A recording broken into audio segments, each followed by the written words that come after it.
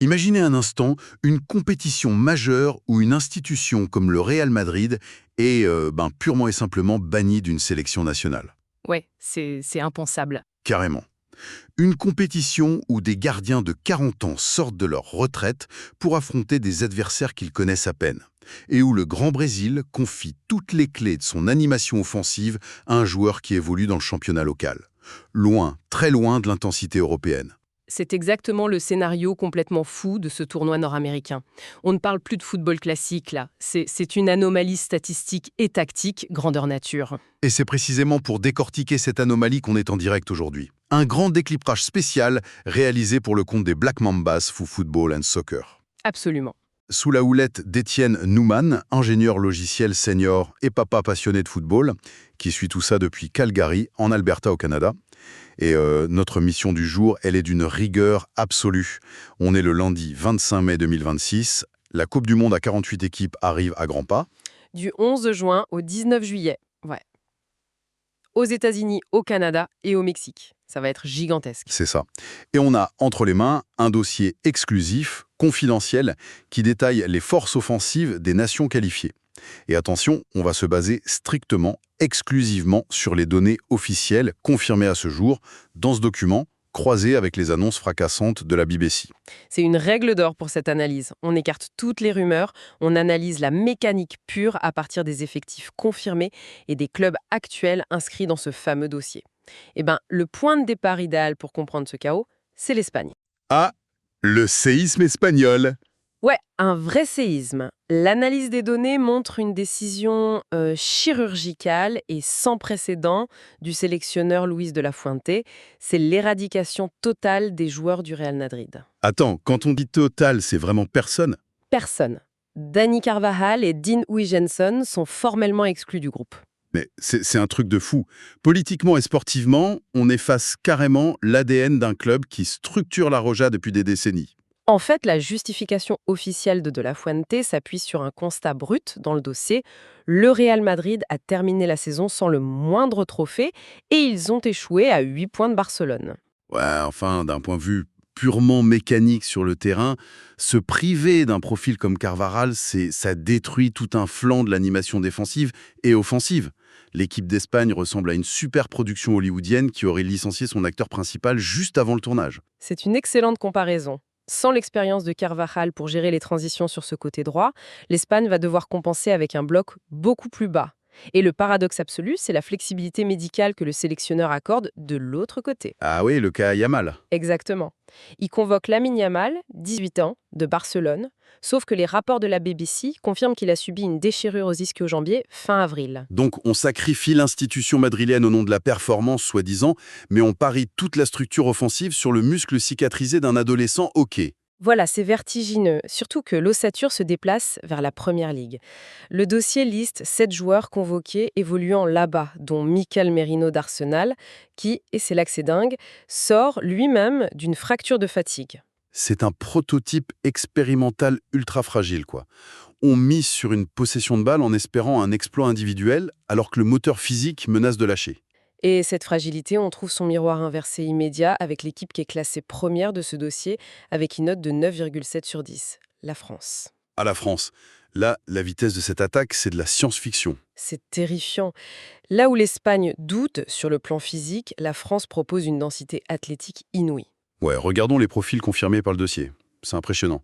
On a Kylian Mbappé au Real Madrid, Ousmane Dembélé et Désiré Doué au Paris Saint-Germain. Sur le baquet, c'est la promesse d'une destruction totale des couloirs adverses. C'est clair.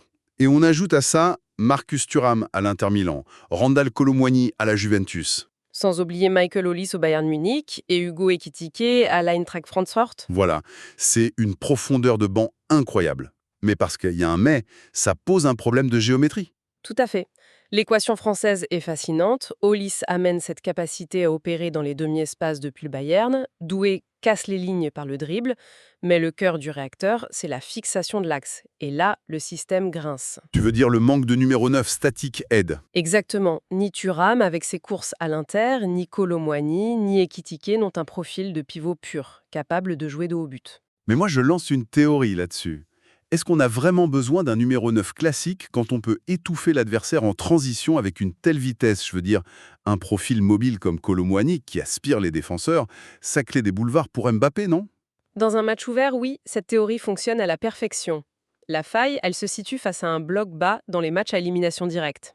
Quand il n'y a plus d'espace dans le dos de la défense. Voilà, les ailiers viennent s'empaler sur un double rideau. À ce moment précis, il faut un point d'ancrage physique dans la surface. Sans ce profil clinique, la possession française risque de se transformer en de simples passes latérales en forme de U. Ouais, un contournement stérile. Et c'est marrant parce que ce problème de contournement, c'est exactement ce que Thomas Tuchel tente d'éviter avec l'Angleterre. L'Angleterre, qui est classée troisième dans notre dossier, avec une note de 9,0, C'est ça, hein. Sauf que les fondations de son système viennent d'exploser en plein vol. La BBC a lâché une bombe monumentale sur cette équipe. ah, la dépêche de la BBC, ouais. Phil Foden, Cole Palmer et Trent Alexander-Arnold ratent la Coupe du Monde. C'est fou, Caro. On retire d'un coup les 3 plus grands créateurs d'espace de tout l'effectif. Ça modifie toute la balistique de l'équipe. Sans les longues diagonales d'Alexander-Arnold ou la capacité de Foden et Palmer à manœuvrer dans les petits périmètres, le système de Tuchel devient extrêmement vertical et direct. Regardons les pièces restantes de ce puzzle. On a Harry Kane, du Bayern de Munich, à la pointe. Derrière, Tuchel s'appuie sur Ivan Toney d'Al-Ahly et Ollie Watkins d'Aston Villa. Pour la profondeur, oui. Et sur les ailes, on retrouve Bukayo Saka et Noni Madueke d'Arsenal, Anthony Gordon de Newcastle et la grande nouveauté, Marcus Rashford, qui évolue désormais au FC Barcelone. Le positionnement de Rashford au Barça modifie son jeu. Mais sous Tuchel, le mécanisme va reposer entièrement sur un mouvement de balancier. Kane redescend pour créer le jeu, ouvrant la porte aux courses fulgurantes de Saka, Gordon et Rashford. Mais c'est d'une rigidité inquiétante en fait. Si l'adversaire place un milieu défensif juste pour couper les passes vers Kane quand il décroche, l'équipe est coupée en deux. Absolument. Les ailiers se retrouvent isolés, contraints à des exploits individuels, et l'Angleterre se transforme en une équipe banale de contre-attaque. C'est le grand risque quand on dépend d'un seul chef d'orchestre. Et en parlant de chef d'orchestre unique, ça nous amène directement au Brésil, classé deuxième avec 9,5. L'équipe de Carlo Ancelotti y m'a structuré son animation autour d'une concentration de talent sur les côtés qui est juste inouïe. Les noms listés dans le dossier, ça donne le vertige. On a Vinicius Junior et Endrick au Real Madrid, Rafinha au FC Barcelone, Gabriel Martinelli à Arsenal. C'est une force de frappe latérale dévastatrice. Et c'est pas fini. Il y a aussi Mateus Cunha à Wolverhampton, Igor Thiago à Brentford et Luis Enrique au Zénith. Le Brésil peut littéralement noyer n'importe quelle défense sur les ailes. L'adversaire est obligé d'écarter sa ligne défensive pour bloquer tout ce monde-là, ce qui devrait théoriquement ouvrir le centre de la surface. Mais le centre, il faut quelqu'un pour l'exploiter avec une bonne vision de jeu. Et c'est là qu'on trouve l'une des plus grandes énigmes de ce tournoi. Ancelotti confie la création axiale à Neymar. Neymar, qui d'après nos données évolue au Santos, de retour dans le championnat brésilien. C'est pas une bombe à retardement tactique, ça, Yven. C'est un décalage biomécanique colossal. Il va faire face à des milieux européens programmés pour harceler en une fraction de seconde.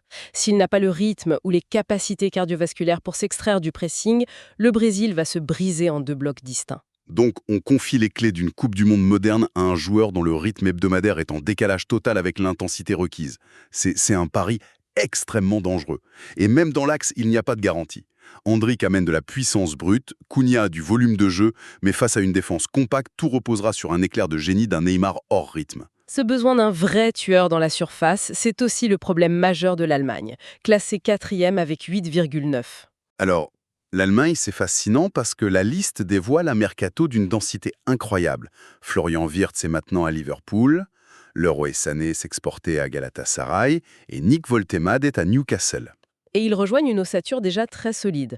Jamal Musiala au Bayern Munich, Kaya Havertz à Arsenal. Ouais, on a aussi Denis Undav et Jamie Lueling au VfB Stuttgart et Maximilian Bayer au Borussia Dortmund. Tactiquement, l'Allemagne déploie un système basé sur une intelligence de jeu et une fluidité exceptionnelle. L'expérience de Wirtz dans le système de Liverpool amène une verticalité qui manquait. Avec Musiala, il forme une tenaille créative. C'est comme un orchestre de jazz virtuose, mais sans chanteur pour le refrain en fait. Est-ce que la créativité pure de Wirtz à Liverpool suffit à gagner un mondial? Le ballon circule, les passes cassent les lignes, mais il n'y a personne pour finir le travail. C'est le syndrome de la passe de trop. Havertz est brillant dans la remise, Undav ou Beyer ont une grosse activité, mais il manque ce profil pour convertir une demi-occasion dans une surface saturée. Sans ce buteur clinique garanti, leur marge d'erreur est quasi nulle. S'il leur faut 15 tirs pour marquer un but face à un bloc organisé, ils s'exposent fatalement à un contre. C'est magnifique au milieu, mais vulnérable dans les moments de vérité. Et ça nous pousse à regarder les forces émergentes, celles classées juste derrière ce quatuor de tête. Le Sénégal, classé 5e avec 8,6. Là, on est sur une toute autre approche. Un football de puissance pure, très vertical. Les profils sont taillés pour ça. Sadio Mané à Al Nassr, Ismaïla Sarr à Crystal Palace, Nicolas Jackson à Chelsea. Avec Iliman Ndiaye à Everton pour casser le premier rideau adverse. Et Habib Diallo à Metz, ainsi que Boulaya Dia à la Salernitana. C'est un rouleau compresseur athlétique terrifiant. Absolument. Le profil est conçu pour punir l'erreur en moins de 3 passes. Mais le plafond de verre, c'est l'adaptation face à un bloc resserré. La puissance physique est neutralisée sans espace. Et le dossier souligne un manque de réalisme dans le dernier geste face aux équipes de très haut niveau. Ouais, on percute le mur au lieu de chercher la clé. Et ça contraste tellement avec la philosophie du Japon, classé 6e avec 8,4. Le Japon, c'est l'exemple même de la chorégraphie tactique. Un mouvement perpétuel avec des profils très techniques. On a Takefusa Kubo à la Real Sociedad, Ayase Ueda à Feyenoord, Daizen Maeda au Celtic. Kyogo Fururashi à Rennes et le duo Keito Nakamura et Junya Ito à Reims. Leur pressing est étouffant, vraiment. Maeda au Celtic initie un harcèlement qui enferme l'adversaire. Mais, et là on a un paradoxe énorme en direct dans nos documents, La fameuse anomalie de la liste japonaise. voilà. La liste offensive officielle inclut Kaoru Mitoma de Brighton. Mais en croisant avec les dernières dépêches de la BBC, on apprend que Mitoma est blessé et exclu du groupier. C'est le chaos qui s'invite dans la précision millimétrée du Japon. Perdre Mitoma, c'est perdre la progression de balle élite et la capacité à dérégler une défense par un dribble arrêté. Surtout qu'une fois dans la surface, il manque le marteau-piqueur. Ils n'ont pas la domination physique pour gagner les duels aériens ou s'imposer sur les seconds ballons. C'est tout le problème. S'ils dominent la possession, ils peinent à concrétiser. Et si on parle d'un système qui est centré sur un seul joueur, il faut absolument aborder les États-Unis, classés 7e avec 8,2. L'équipe de Mauricio Pochettino, il a tout misé sur Christian Pulisic qui est à l'AC Milan. C'est la clé de voûte de toute leur attaque. Autour de lui, le dossier liste Folarin Balogun à Monaco, Ricardo Pepi au PSV à Eindhoven, Tim Weah à la Juventus, Haji White à Coventry City et Alejandro Zendevas au Club América. Mais Pochettino ne joue-t-il pas avec le feu en rendant son système si dépendant de Pulisic? Je veux dire, si Pulisic est bloqué, la machine s'arrête complètement, non? C'est une certitude. La mécanique repose sur la vitesse de Weah et les appels de Balogun pour étirer la défense et donner de l'espace à Pulisic au centre.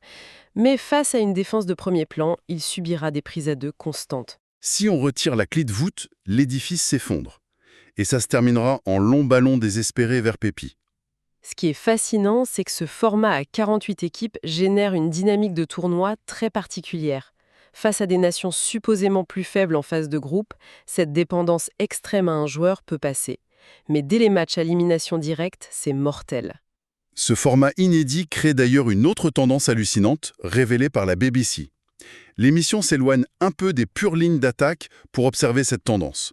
On assiste à la résurrection des légendes de 40 ans. Le choc des générations absolu. Mais carrément, Manuel Neuer, 40 ans, sort de sa retraite pour redevenir le gardien numéro 1 de l'Allemagne. Luka Modric est là à 40 ans avec la Croatie. Edin Dzeko, 40 ans avec la Bosnie-Herzégovine. Et Cristiano Ronaldo va disputer sa 6e Coupe du Monde avec le Portugal. Ce n'est pas de la nostalgie. C'est une réponse tactique à l'émargissement de la compétition. Avec 48 équipes, les déséquilibres en phase de groupe vont être massifs. Une équipe forte peut affronter un bloc qui refuse de jouer pendant 99 minutes. Et dans ces moments où on ne touche pas un ballon, la vivacité d'un jeune ne sert à rien. Il faut la concentration glaciale d'un vétéran qui a déjà vécu ça 100 fois. Exactement. On achète leur immunité contre l'erreur de déconcentration. Et c'est en contraste total avec des cadres évincés froidement. L'absence choquante de Wilfried Zaha, qui a été purement et simplement écarté par la Côte d'Ivoire, en est le parfait exemple. L'expérience ne l'a pas sauvé face à une restructuration. C'est le paradoxe absolu de ce tournoi nord-américain. D'un côté, on a l'Espagne qui parie sur un prodige de 18 ans blessé comme Yamal en effaçant tout le Real Madrid. De l'autre, des nations qui rappellent des gardiens de 40 ans sortis de retraite, comme Nuyar, ou qui confient leur destin à un Neymar qui évolue au Santos. Deux visions radicales qui vont s'affronter. Et ça lance une vraie question pour tous ceux qui analysent ce sport. Est-ce que cette première Coupe du Monde à 48 équipes couronnera l'insouciance de la jeunesse, ou bien le cynisme de l'expérience absolue? C'est la grande énigme tactique de l'été. En tout cas, c'était une exploration chirurgicale passionnante de ce dossier exclusif. Un grand merci au nom des Black Mambas for Football and Soccer, et tout particulièrement à Étienne Nouman, depuis Calgary, d'avoir rendu ce décryptage tactique possible. La réalité du terrain finira bien par trancher. À très vite pour voir comment ces systèmes vont survivre à l'épreuve du feu.